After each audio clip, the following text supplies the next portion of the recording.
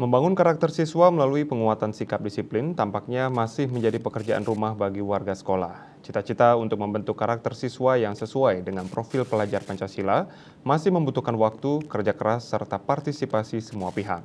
Maraknya kasus buli yang melibatkan siswa hingga saat ini masih kerap mewarnai pemberitaan media cetak maupun elektronik. Diskursus tentang perilaku devian atau menyimpang dari sebagian siswa masih sering memenuhi ruang publik.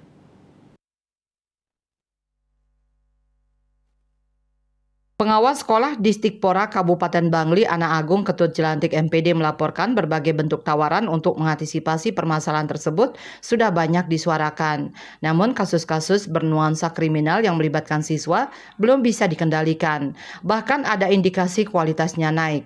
Namun hal itu tentunya tidak akan menyelesaikan masalah. Mengutuk dan menggerutu hanya akan menambah beban carut-marutnya pembinaan disiplin di sekolah.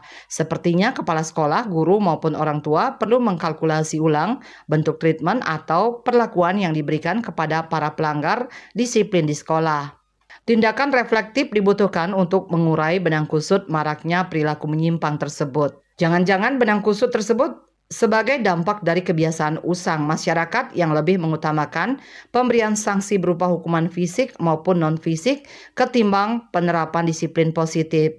Atau bisa jadi ini konsekuensi dari glorifikasi perilaku menyimpang yang diumbar di medsos. Meski akan dihadapkan pada berbagai tantangan dan hambatan, tampaknya membumikan disiplin positif bagi seluruh warga sekolah menjadi sebuah keniscayaan. Tantangan terbesar yang dihadapi adalah mengubah pola pikir guru. Dari kebiasaan memberikan hukuman bagi siswa yang melanggar disiplin ke pola yang lebih humanis dan restitutif.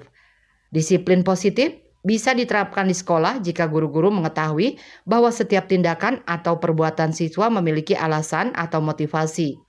Menurut Dian Golson, 1966, ada 3 hal yang memotivasi seseorang untuk melakukan tindakan. Pertama, untuk menghindari ketidaknyamanan atau hukuman.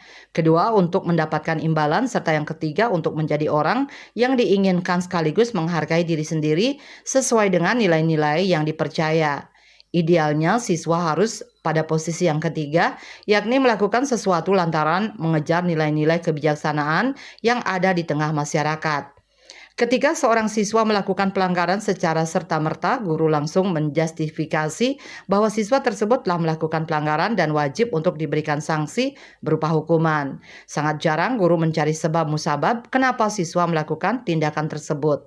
Menghukum hendaknya menjadi pilihan paling akhir.